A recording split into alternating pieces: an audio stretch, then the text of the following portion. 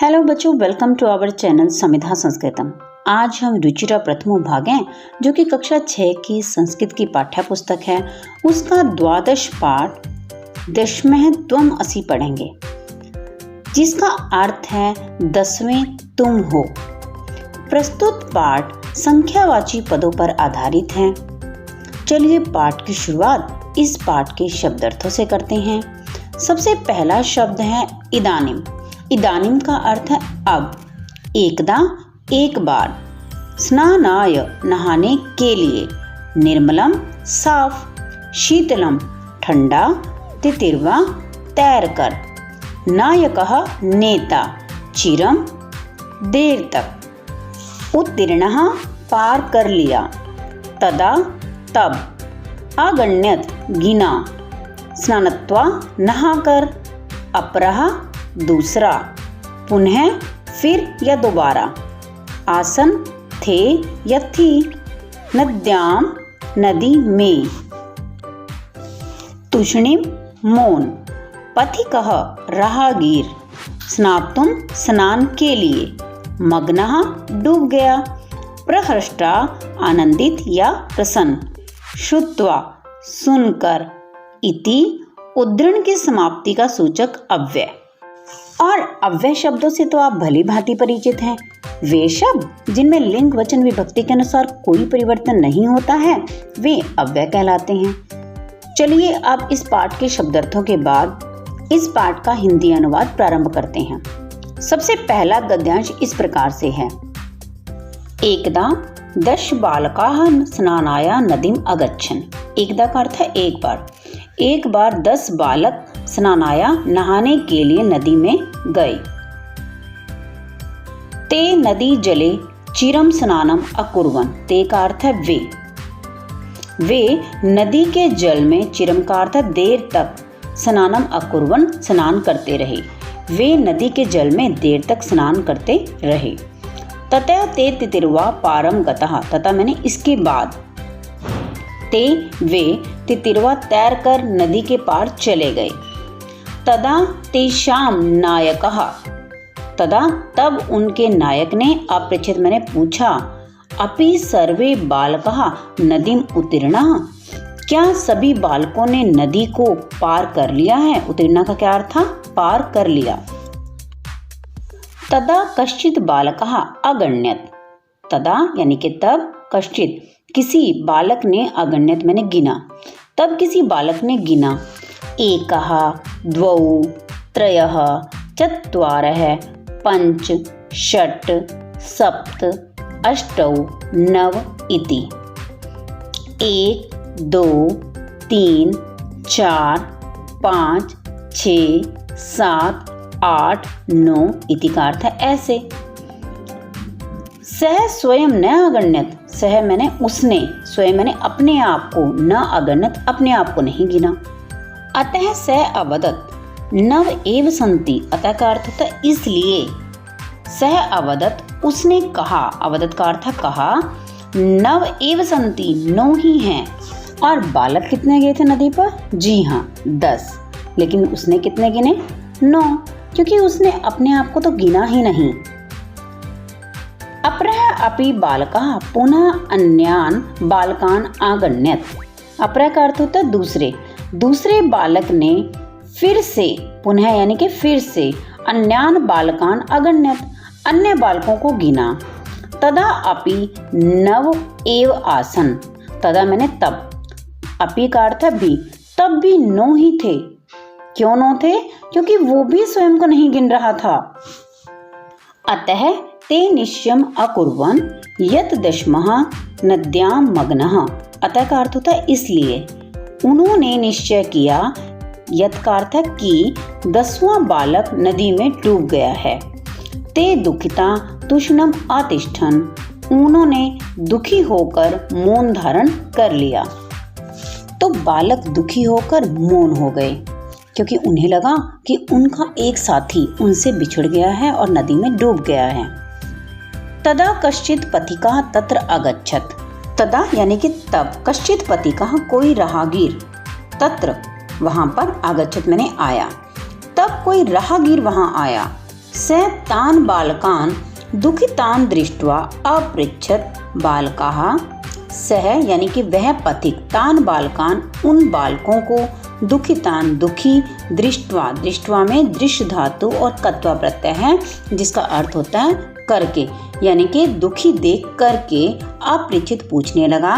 बालकाः बालको युष्माकं दुःखस्य कारणं किम, तुम्हारे दुख का क्या कारण है। बालकान् नायकः अकथयत्, बालकों का नेता बोला।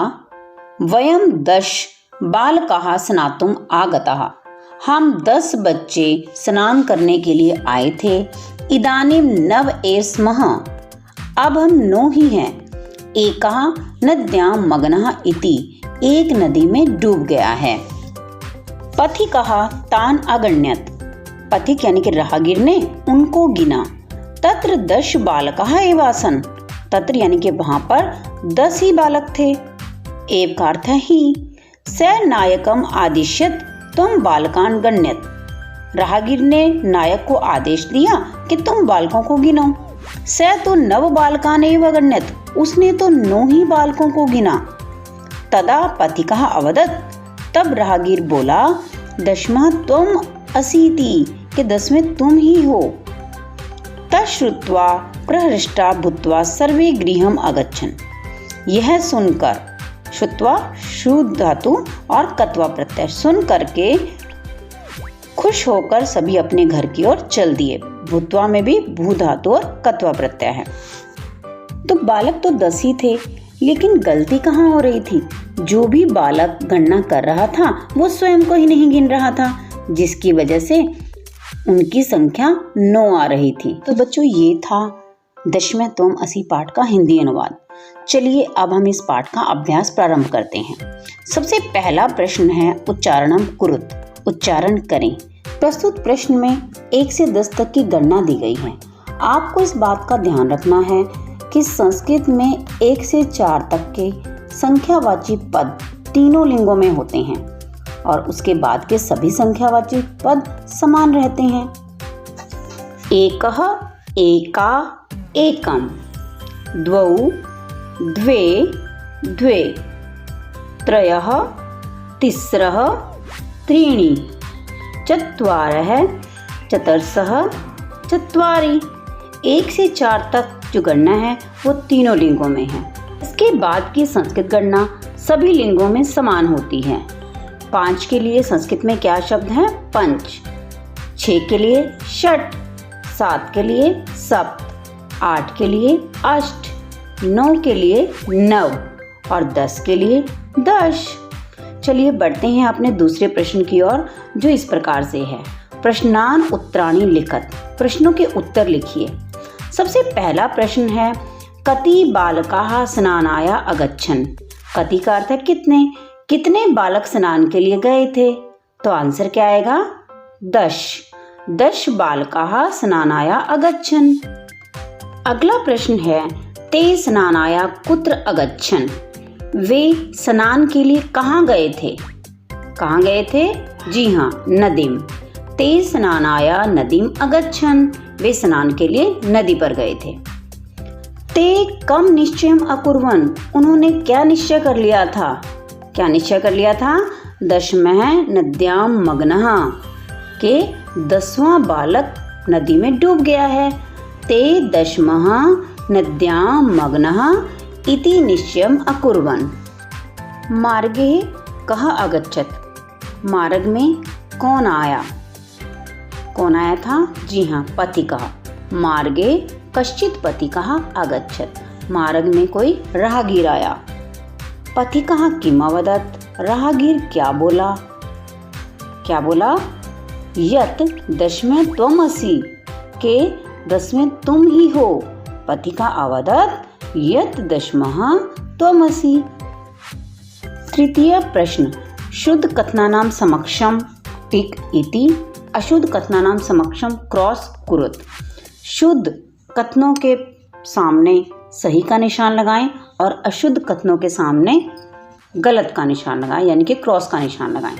सबसे पहला कथन है 10 बालकाः स्नानाय अगच्छन्।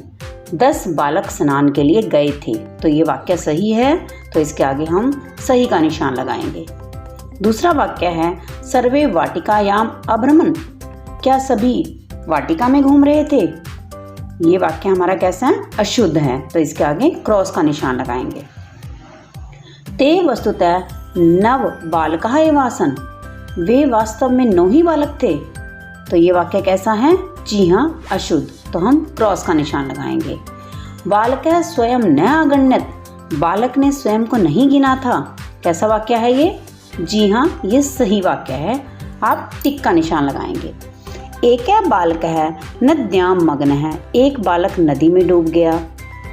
कैसा वाक्य है, जी हाँ गलत, क्रॉस का निशान लगाएंगे। ते सुखिता तुष्णम अतिष्ठन, वे सुखपूर्वक चुप बैठ गए थे।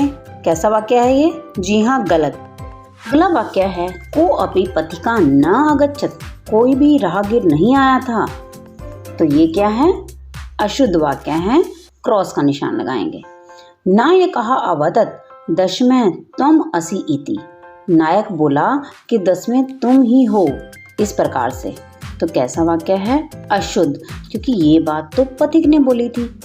ते सर्वे प्रहृष्टा भूत्वा गृहम् अगच्छन्, वे सभी प्रसन्न होकर के अपने घर की ओर आ गए। कैसा वाक्य है ये, शुद्ध, तो इसके आगे क्या लगाएंगे, सही का निशान। प्रश्न 4, मंजूषातः शब्दान चित्वा रिक्त स्थानानि पूर्यत, मंजूषा में दिए गए शब्दों को देखकर रिक्त स्थान की पूर्ति कीजिए। और मंजूषा में शब्द कौन कौन से दिए गए हैं, गणित्वा यानी कि गिन करके, श्रुत्वा सुन करके, दृष्ट्वा देख करके, कृत्वा करके, गृहीत्वा ग्रहण करके, त्रित्वा तैर करके। सबसे पहला वाक्य है ते बालकाः डैश नद्याम उत्तीर्णा, तो बालकों ने नदी को कैसे पार किया था, जी हाँ त्रित्वा तीर करके। पथिकाः बालकान् दुखितान् डैश अपृच्छत, राहगीर ने बालकों को दुखी, क्या आएगा यहाँ पे, दृष्ट्वा देख करके, अपृच्छत मैंने पूछा। पुस्तकानि डैश विद्यालयम गच्छ, गृहीत्वा पुस्तकों को ग्रहण करके विद्यालय जाओ। पथिकस्य वचनम डैश सर्वे मुदिता गृहम् अगच्छन्, राहगीर के वचनों को क्या आएगा, जी हाँ श्रुत्वा सुन करके सभी खुशी खुशी अपने घर की ओर लौट गए। पथिका बालकान डैश अकथ्यत दशमे त्वम् असि, पथिका बालकान गणित्वा अकथ्य दशमे त्वम् असि, राहगीर ने बालकों को गिनकर कहा कि 10वें तुम ही हो। मोहन कार्यम कृत्वा गृहम् गच्छति, मोहन कार्य करके घर जाता है।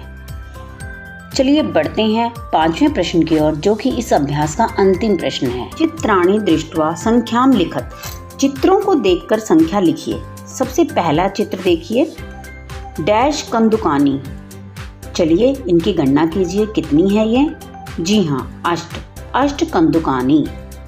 द्वितीय चित्र की ओर देखिए, डैश चटकाः, क्या आएगा यहाँ पे, जी हाँ त्रय चटकाः।